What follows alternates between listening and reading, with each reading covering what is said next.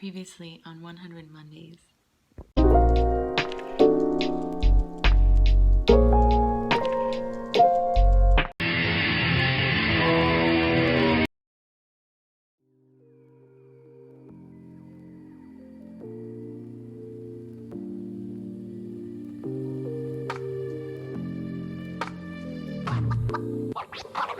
Hey, what's up everybody? It's another 100 Mondays. It's show number 46, and as you can see, this piece is finally getting into that home stretch. I just need to touch up the hands a little bit on the skeleton and the arms, but other than that, the piece is almost finished. And then I gotta add the glaze to it as well. As you can see, the death figure, I added a little bit more Payne's gray to make him a little more serious. It's